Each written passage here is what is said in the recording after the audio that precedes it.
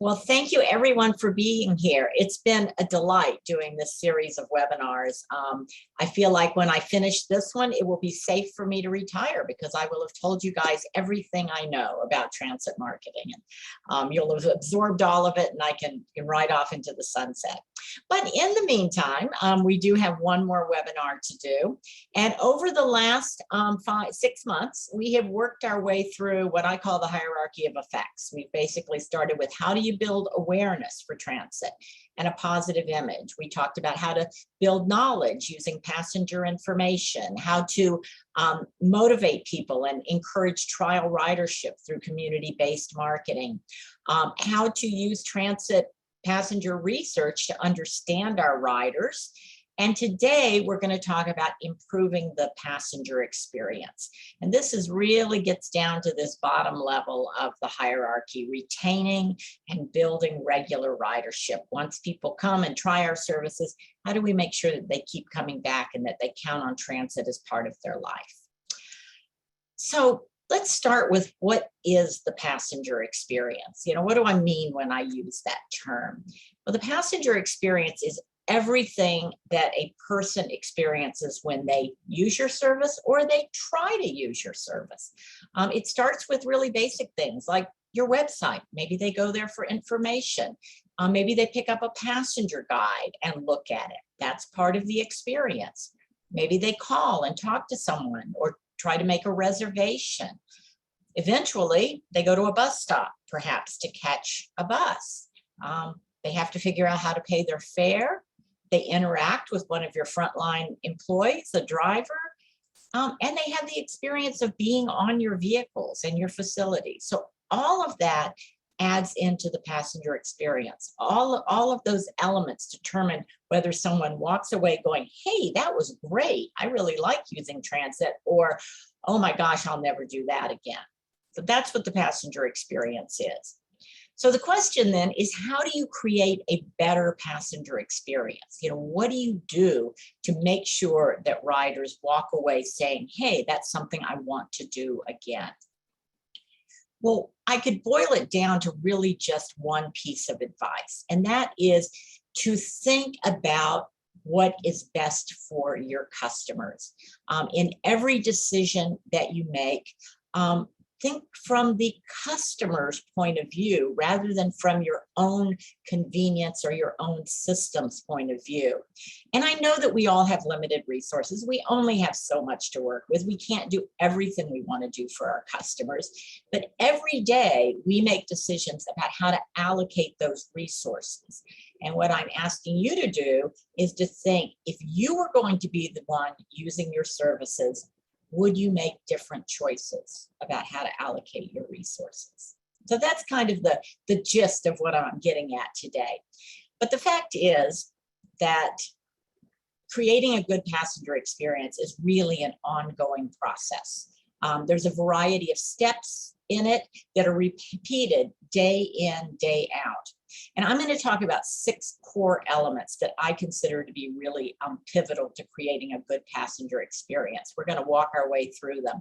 And it starts with market research. It starts with understanding the customer's point of view. Because you can't make decisions from their point of view if you don't know what that point of view is. If you don't know what their needs are, you don't know what they care about. So that's the first step.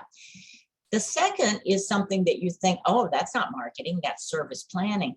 But planning services to meet the rider's needs. I'm going to talk a little bit more about that in a minute, but I really think that we have to start with service that meets the rider's needs. Otherwise, no amount of marketing, nothing we do is going to be effective. The third step, we talked about this a lot, is passenger information. How can we use passenger information to make the first ride and every ride easier for the passenger? Then there are policies and fare media decisions that we make. How much do we charge for our service? How do we charge for it? How do people pay? What are the rules? Those are all part of the passenger experience, and those rules can make it a good experience, or they can make it difficult for people to use. So again, thinking from the passenger's point of view. And then there's our facilities, keeping them clean and comfortable, making sure that we offer amenities that are relevant to our passengers. And then finally, our frontline employees. Are they well trained? Are they courteous? Are they informative? And one thing I would say is that we often think about the passenger experience. We put a lot of weight on the frontline employees. We say, oh, it's all up to the drivers to give a good passenger experience. The fact is, the drivers are kind of at the end of the process, and probably a person has already had various aspects of experience with your service before they ever climb on that bus and interact with the driver. So are you giving that driver a fair chance to deliver a good impression, or have other things already undermined him or her before they get on the bus? So think about that. And then finally, we're back to market research, because market research is how you test your passenger experience. Go back and look at, how are we doing? How are people reacting to what we're doing? What could we be doing better? And that is a constant process, constant cycle, not something that we do once and it's done with. So I'm going to walk through these 6 areas today, and starting with market research, because market research really does help us understand the passenger point of view so that we can make decisions from that viewpoint. And we talked about this in our last webinar for an hour, so I'm only going to touch on it today. But remember, we talked about conducting passenger surveys and focus groups in order to know who our passengers are. How old are they? What's their income level? What is their point in life? All of those things will help us understand their needs and how to deliver an experience that'll work for them. How do they use our services? Are they going to work? Are they going to school or college? Are they going shopping? That's going to tell us a lot about what their needs are. So we need to really understand how people use our services. Are they regular riders? Are they occasional riders? Are they riding because it is their only option? Or are they riding on days when it's convenient for them? We need to determine what elements of the service they need and value most, so we can put focus on those elements. We need to learn about how they get information and how they pay their fare, because that's going to help us make decisions about information tools and about fare media that will make the experience better. And then finally, we just need to find out, what are we doing right and what are we not doing right? What aspects of our service are good for them and what aspects are not as good? And explicitly, we might ask them, what would make the transit experience better for you? Is it needing more service on weekends? Is it needing later service? Is it needing more frequent service? Is it, simply needing nicer buses? What is it that would improve the experience for the passengers? Once we know that, then we can go about making decisions that will improve the experience. Aside from the kind of passenger research that we talked about last time, passenger surveys and focus groups, probably the most valuable thing that you can do to gain a passenger perspective is to use your own services.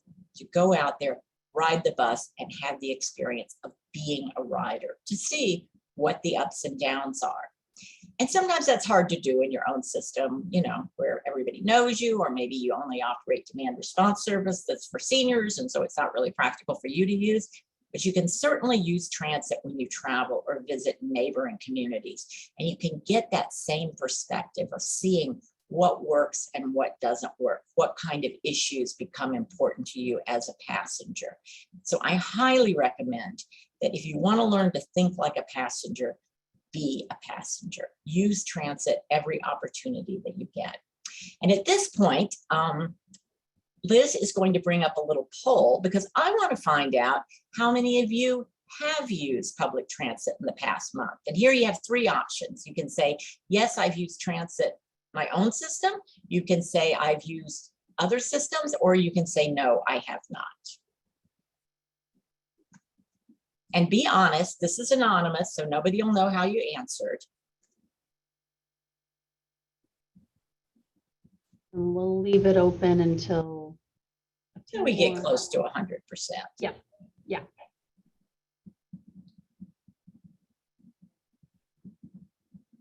And Liz, everyone can see this, or can they see this? I think they can. Either they can now, or when we close it, I will share the results. So, Okay. so we're at 78% last call for submitting the poll. Okay, I'm going to end it and share the results. So hopefully you all can see it, that 60% have used their own transit system, 24% have used another public transit system, and 16% have not. Well, I am pleasantly surprised because I am very happy to see that, you know, of the folks that responded, 84% have used transit. I would encourage those other 16% and the ones who didn't respond, who may not have used it, to go out there and have the experience. It really, really is a valuable thing.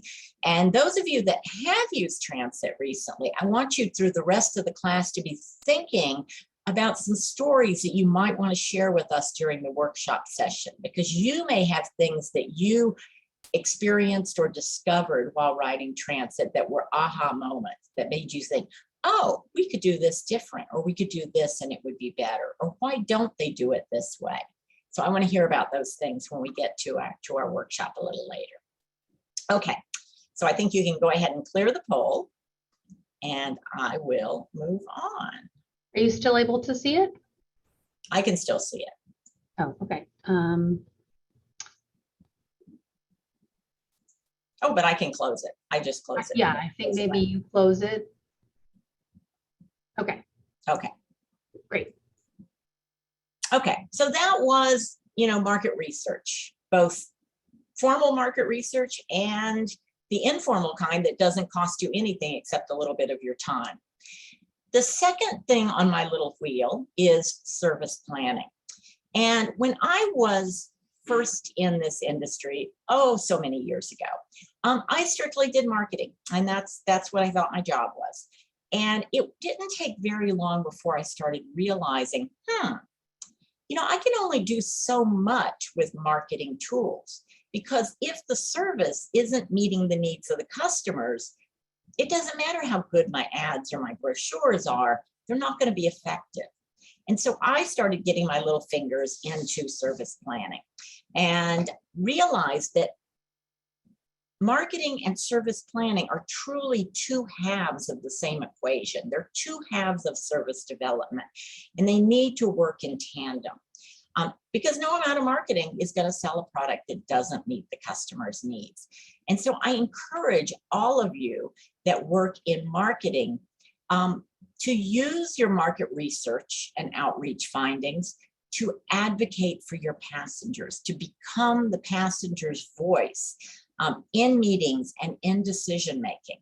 I used to always be the one in the room at the end of the table that, you know, they'd be talking about some route change, and I'd go, well, how will that affect those students that are going to XYZ high school, or those seniors that are trying to get to the senior center?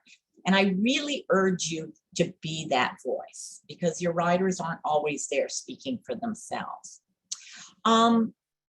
And I know that in doing service planning, we have limited resources. We never have as many resources as we want to work with. We can't make services frequent as we want. You know, we can't run our dial-a-rides, you know, to every corner of the county. We can't do everything. But what we can do is maximize customer convenience within the resources that we have.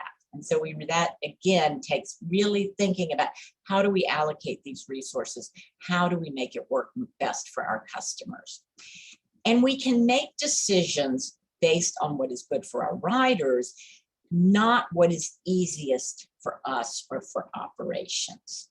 And I will give you, I have myriad examples from my years in the business of decisions I've seen that were made entirely for the convenience of the system rather than the customers. But one that we can probably all relate to is thinking about a route that is a one-way loop. And sometimes we have one-way loops because we only have so many resources, and you know, that's the way they end up. But one-way loops are highly inconvenient for passengers, because if you live on one side and you want to go somewhere that's just a little ways in the wrong direction, you have to ride around the whole loop. We all know that. But I've heard so many systems when I suggested, well, why don't you adjust this route so that it provides two-way service? One of the comments I'll hear is, oh, then we'd have to put up bus stops on the other side of the street. Well, yeah, you would. And that would be work. That would take some effort, but that would greatly improve the quality of service for your passengers.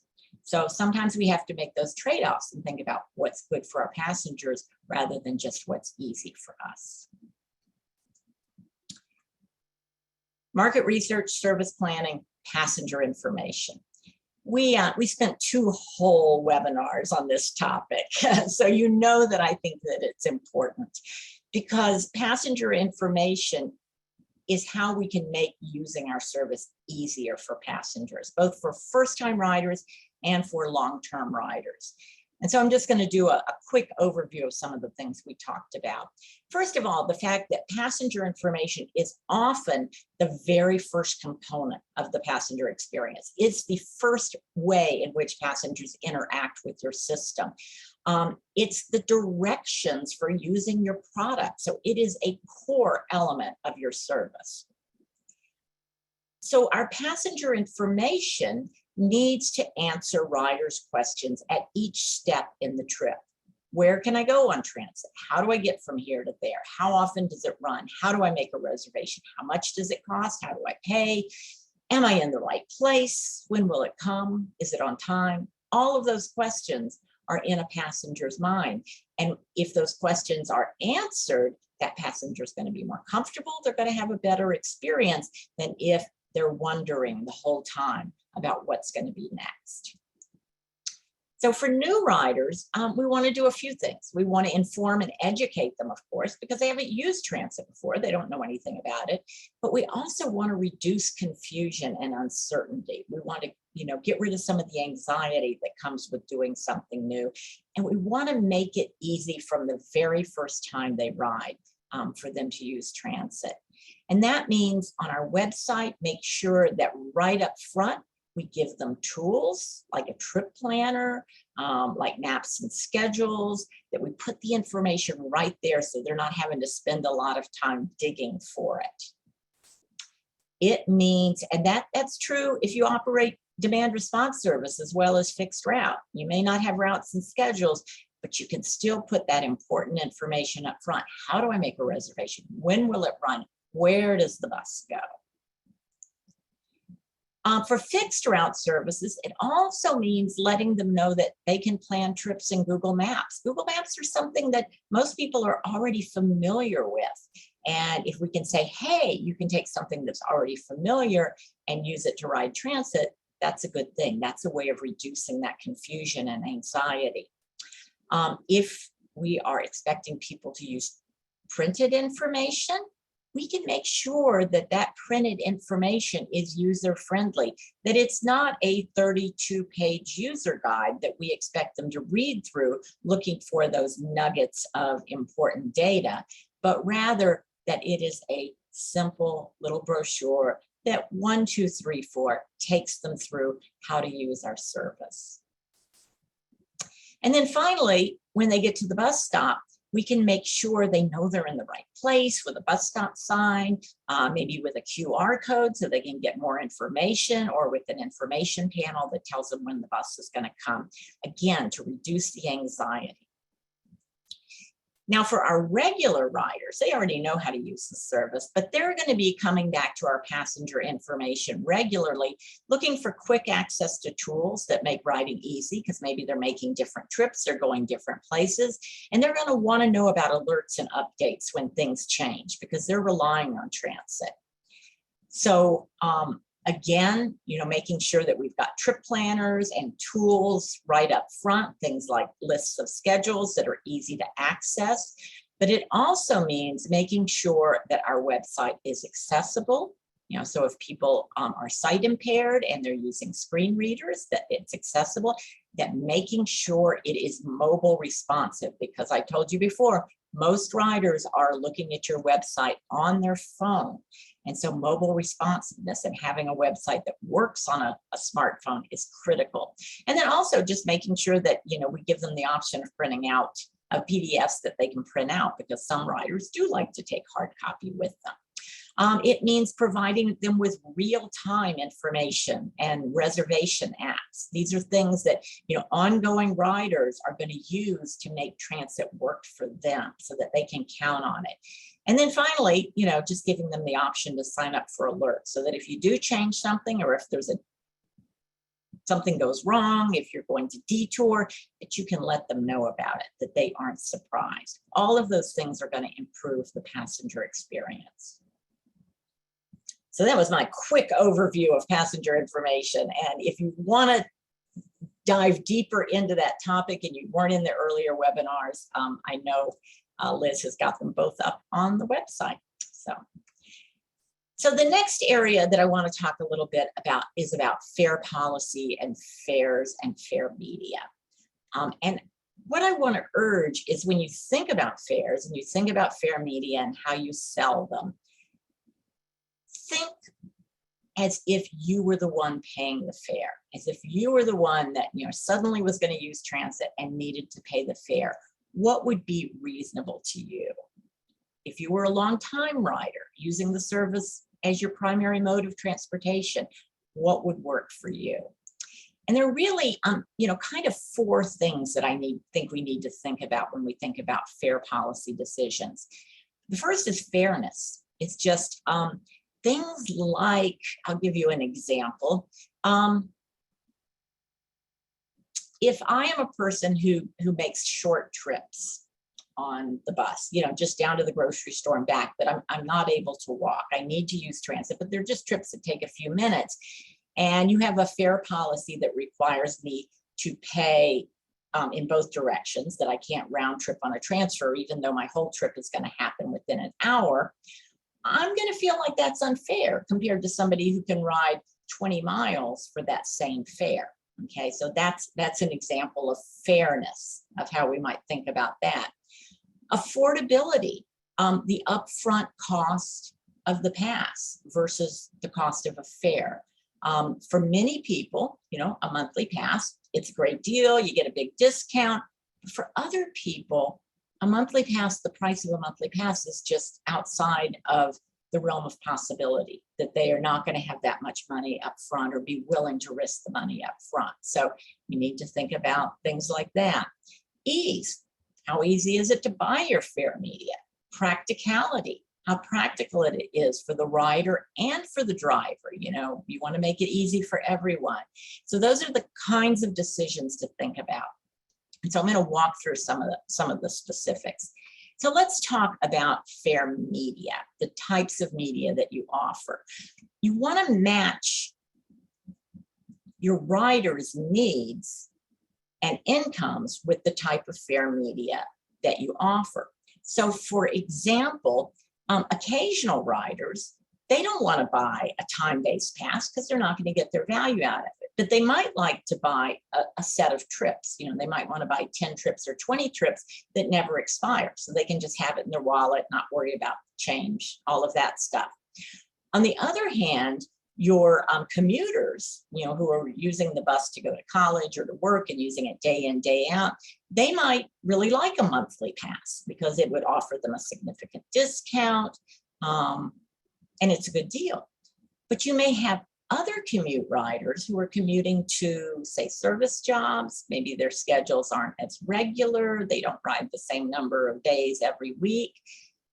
A monthly pass might not be appropriate for them, but maybe a weekly pass would, or a day pass that would allow them to make unlimited rides in a single day, but not have to pay every day. So that's just the kind of thinking that I want you to take into account when you start thinking about the kinds of fare media that you offer.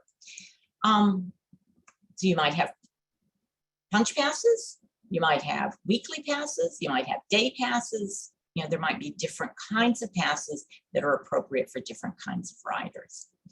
The second thing to think about is you do want to reward regular ridership. You know, so you want to offer the greatest discounts for the most frequent usage. Particularly on fixed route, not so much on demand response, but on fixed route, we generally want to reward people for being regular riders, the people that ride day in, day out. And you may want to consider offering special fare media for specific target groups. Now, almost all of us offer senior and disabled discounts, and so we have fare media that are relevant to that. But you might also consider summer youth fairs for when kids are out of school if you want to encourage them to ride. Or you might have prepaid programs. We talked about prepaid programs with universities and employers to encourage a higher level of ridership. So those are all things to consider when you think about what fare media are relevant for the riders that you have and the ones you're trying to attract. Because if the fare media fits for them, they're going to have a better experience with transit. Now, the other part of fare media is how they get it. Where do you sell it? So often I've gone into systems and I found out the only place you could buy their fare media was at their office, which was, on some low frequency route out of the way, somewhere that riders would maybe never want to go otherwise, except that they need to go there to buy their fare media. Well, that's not very convenient, and that's not going to make for a very good experience. So how can you make fare media purchases easy for people? Well, you can sell them online, of course, and mail them to people.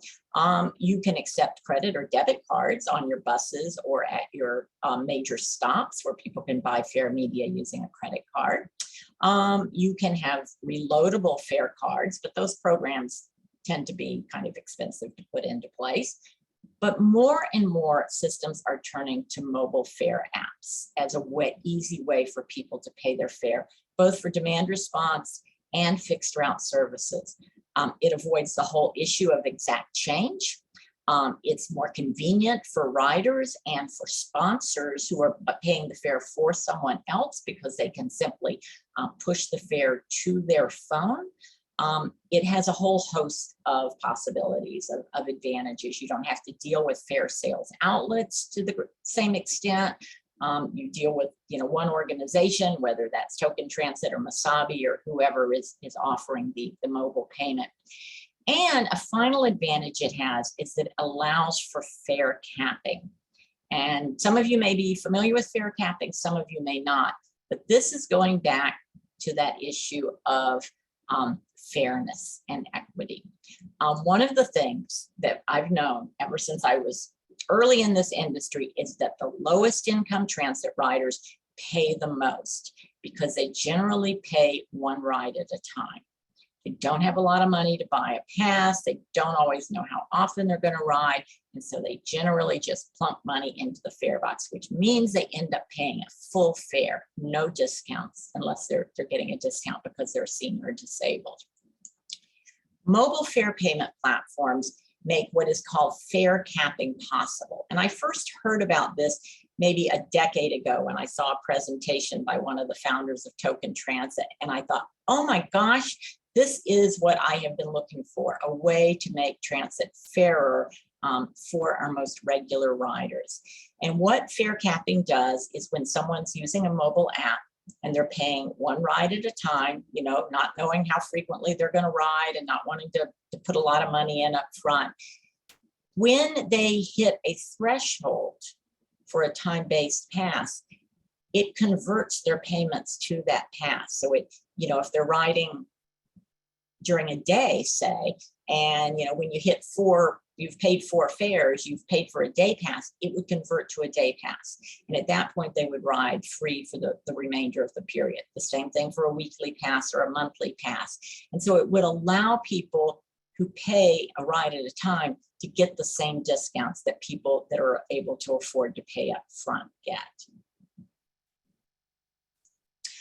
Fare capping is offered by Token Transit, it's offered by Masabi, it's offered by a whole bunch of other fare payment platforms as well. Those are probably the 2 most common ones. And it's been put in place by a lot of systems already, both big systems like TriMet, but also some smaller and rural systems like Modesto Area Express, which is a rural system in California, or RTC, well, that's a bigger system in Reno. But a lot of systems have begun to put this into place, particularly in recent years, recognizing the equity issues around transit. So moving along on my little dial, we're at facilities. And facilities are important because sometimes we think about our buses but we don't think so much about bus stops or transfer centers. And the fact is that bus stops and transfer centers where the rider catches the bus are as much a part of our brand and of the passenger experience as the bus itself. And that would include the bus stop. It would include places where they transfer. Maybe you've got places that a bunch of buses come together. It includes things like shelters, and then of course, the vehicles themselves. All of those contribute to the passenger experience. How do I feel when I'm sitting here waiting for the bus? How do I feel? How comfortable do I feel when I'm on the bus? So what can we do in the way of facilities to improve the passenger experience? Well, one thing we can do, and this is straight out of our marketing book, is branding. We can make sure that our bus stops and our buses are clearly branded and identified, that people know what to expect, and that they're attractive and bright and inviting, because that often comes even before they look at our passenger information. They see our buses, they see our bus stops, and they already feel like they have some experience with our system, like they know something about it. Cleanliness, obviously. This is one that we're all very aware of, that both our bus stops and our vehicles, cleanliness is going to impact how people feel about using the service. Amenities at the stop. I will tell you right now that when we do non-rider research and we ask people, what is the one thing a system could do to make it more attractive for you to use transit? Shelters are often the highest rated thing, having more shelters at bus stops, because people drive by bus stops. They see people waiting just at a sign in the dirt, it's raining or it's hot, and they think, oh, that poor person that has to use transit. It doesn't give them a very good feeling about our service. Whereas if they see someone sitting on a bench in a nice shelter, it gives them a very different perception. So shelters can be an important thing. Benches, trash, route and schedule information at the stop. All of those are things that can enhance the passenger experience. And then once they actually get on the bus, amenities on the bus, air conditioning and heating are kind of basic ones. Bike racks, particularly if you're in an area where there are a lot of bikers or students or folks that are using bikes as their first mile, last mile option. Bike racks can be very popular. Space for grocery bags or luggage, and a lot of rural systems, I know that grocery bags become a big issue, but when you're thinking about speccing buses, maybe making sure that you have room for those grocery bags, because that will improve people's experience of using transit. And if you're in an environment where you're taking people a long ways, maybe to a job or college, longer distance route, things like Wi-Fi or power outlets can make the experience a lot more positive. And that brings us to frontline employees. The folks that I said often, we put the whole weight of delivering good customer service onto these folks, when in fact, they're kind of the secret ingredient to taking a good passenger experience and turning it into a great passenger experience. Because if someone's had a pretty good experience up till now, when they crawl on the bus, this is the opportunity for kind of the plus factor. So things to think about. One is that drivers are a key source of information for many riders. Some riders, they might look at a guide, they might have looked at your website to get the basics, but when they're out there making a trip, they're going to be asking that driver for reinforcement. Is this the next bus I get in? Is this bus going wherever? So drivers are really an important information tool, and we need to make sure that they know that's an important part of their job. I hope you haven't had the same experience I've had of being on a bus and hearing the driver say something to a passenger like, it's not my job to tell you where to go. In fact, it is their job to tell a person at least how to get where they need to go. The thing that we can do to help with that is to provide customer relations training as part of driver training and as part of retraining. And that customer relations training should address not just basic courtesy and engagement, but recognizing their role as an information source, making sure that they have the information to convey, giving them strategies for dealing with conflict, because our riders aren't always easy. you know, they're not always perfectly behaved. And so we need to make sure that drivers, you know, have been given some practice dealing with difficult situations, but also some training specific to some of the target groups that they're going to encounter.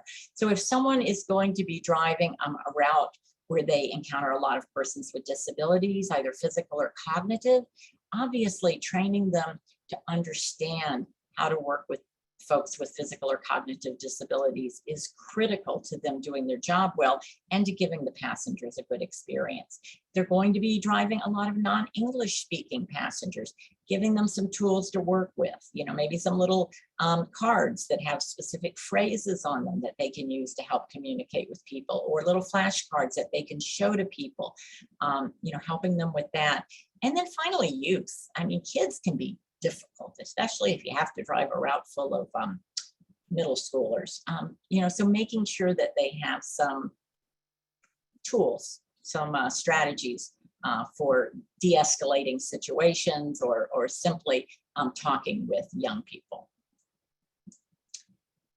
But really, it's not just drivers that impact the customer experience. It's all frontline employees.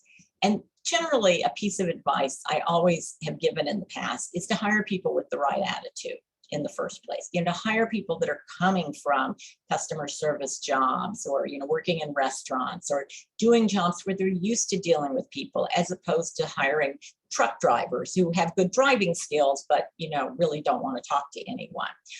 And I know that this piece of advice is far easier said than done these days. This is a really challenging time to be hiring and training employees. And I really, at the end of the slide, I really want to ask all of you to weigh in if you have some strategies you've been using to deal with it, because it is a tough time. The pieces of advice I would normally give are to model courtesy and respect within your agency. That, you know, how we treat our employees is often how they treat our customers. And a long time ago, I had an experience in a system where I was doing driver roundtables, and it was a system where they had a lot of unhappy employees. That it didn't seem like there was good communication within the agency. And this young driver said to me, she said, you know, I hate working here, but I come in the morning and I get ready to go to work, and I get on my bus and I smile at the first passenger, and that person smiles back at me, and it makes me feel better. And when the second person gets on and I smile and they smile back, she said, it gets better. And she said, you know, half an hour in, I've totally forgotten about whatever happened at the office. And so people shouldn't have to do that. You know, we should be giving them a good start to their day by modeling courtesy and respect. And I know that in rural systems, that is much more the case than in urban systems. So I hope that this is not even a bullet point that you need to read. Make customer relations part of every job. You know, make sure that everyone that's hired in the agency knows that working with customers is part of their job, and provide customer service training and retraining as needed to all of your frontline employees. Reward good customer service, whether it's an Employee of the Moment award or Employee of the Month. Publicize compliments. You know, when you get compliment letters or emails from people, or something comes in through your website, you know, print it up on neon colored paper and, you know, post it around the employee break room so that everybody sees that you really value delivering good customer service. And just say thanks. You know, make sure the employees know that it's valuable, and include it in their employee evaluations. So before I go on with my summary, this is a point I'm going to stop sharing, so maybe I can see some of your faces. Does anybody have any strategies that you're using in these difficult times to improve the passenger experience, and particularly getting your frontline employees to deliver good service? And feel free to put it in the chat, or you can unmute or raise your hand. You can unmute yourself. And And I just want to note that I've been hopefully not distracting you, but putting some links into the chat about things that Selena's been covering, including the recordings from the previous workshops. We did a webinar on building better bus stops, which does focus on, kind of focuses on suburban and rural areas. And then the training materials we have for training frontline workers on customer service in difficult situations. Did anybody share? Want to share, Jeff? I just wanted to share something that we just recently instituted here. It was actually a junior high school came to us about these projects, and they wanted to create a kind of a flip chart for passengers that maybe speak a different language or have some sort of hearing disability or a vision disability. And so what they came up with, I don't know if y'all can see this very well, but this is a whole flip chart that helps our drivers communicate. Got a few sign language type things, the alphabet. This is just a quick guide of how to download the app to use our on-demand service. This is the same thing in Spanish. These are just some key locations around Northwest Arkansas that they can just point so the driver can explain to them how to get there. There's some more of that. Some more of that. And yeah, here's some potential items such as I need help, need assistance, map, direction. They have a complaint they need to speak to, that type of thing. Just some kind of universal things. And of course, this is the first draft of this. We've just got them out to our drivers and we've asked for their feedback. So as we go forward, we will be able to give some items back to this junior high class and have them improve upon that. Wow, that's a phenomenal project. They did a lot of work putting that together. We were impressed. They were 12, 13, 14-year-olds, and we were extremely impressed. Oh, and what a great resource for your drivers to, yes, it's hard sometimes trying to communicate with people. So that's great. Thank you for sharing. If you have anything else to share on that, we'd love to, share that with anyone else or as an example. And I'd also, how did they get the idea, or did you share the idea, or did someone have an experience that spurred this? I don't know where it started. They came to us and said, this is what we'd like to do. And of course, from there, it was a whole lot of back and forth of, for example, one of the little icons of places to go was just Highway 71 business. Well, that's a long highway that goes all through Northwest Arkansas. That was not specific enough, and that addressed probably 5 or 6 different routes that we have. So we had that taken off and kind of focused them down to specific places where they would want to go. The obvious ones were libraries and malls and movie theaters and things like that. But not so obvious were maybe some of the apartment complexes, some of the social services around the area, that type of thing. Very cool. Thank you so much for sharing. Great. We'd love to hear how it, kind of the feedback too. So please follow up and let us know how it goes. Okay. Okay, who else? Any other things that you've been working on or struggling with? Struggling with is okay too. This is a tough time.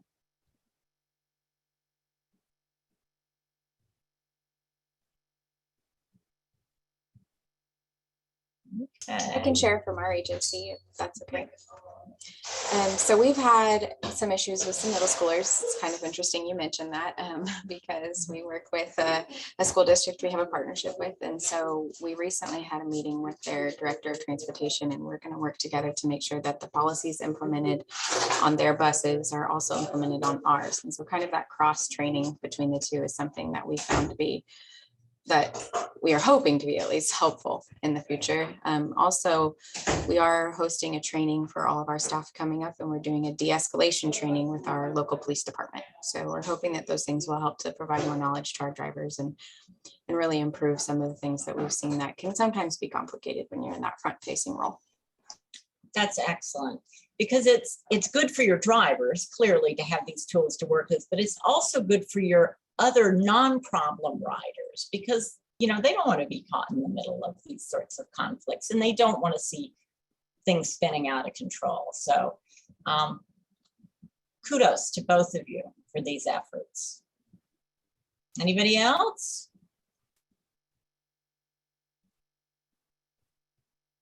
Okay.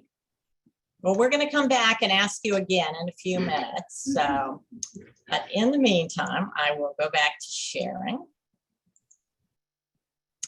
And so we've really, at this point, we've come full circle. We've come all the way back to market research. And that's where I said that, you come back there to test how well you've done, what your passenger experience is. And so the cycle then begins all over again, because you come back, you see what worked, what didn't work. Every year we go through service planning efforts, right? We make adjustments, we tweak things.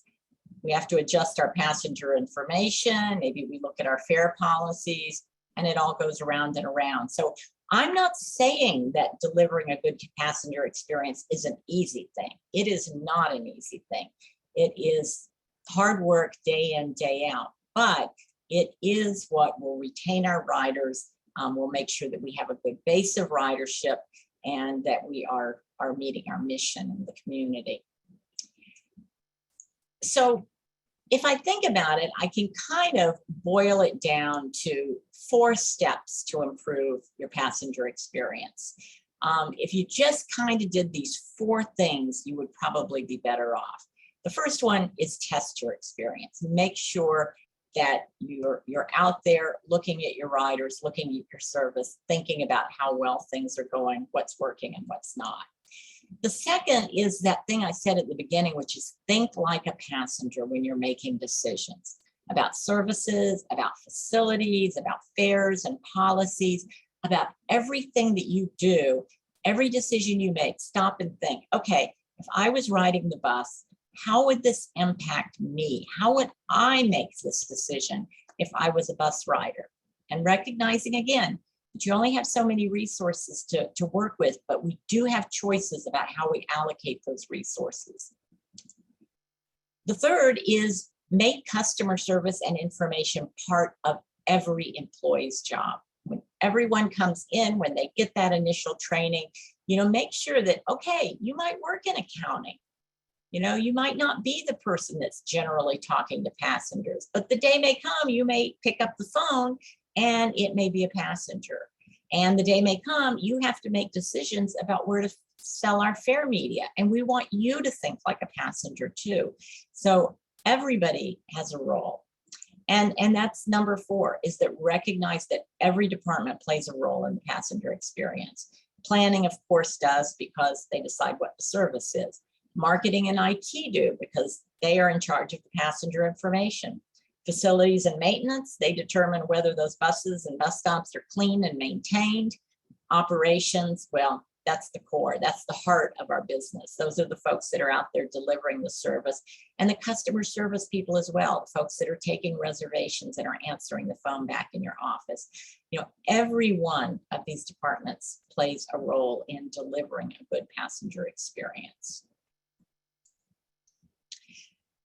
So, not as much content as in our other classes, because I really did want to leave time for us to talk today. And I really do want to hear from you, questions, things that you are struggling with, that maybe either I or Liz or someone else in the group can give you some guidance on. So with that, thank you, Selena. That was a nice kind of wrap up and walk back through the past 6 workshops together. So please feel free to put in questions into the chat, or you can unmute yourself. You can should be able to raise your hand under reactions, or turn your video on if you'd like. And what kind of marketing questions do you have, or about improving the passenger experience? Selena has a lot of knowledge and examples that she could share if you have something in particular you're interested in or a question you have. Or put it in the chat.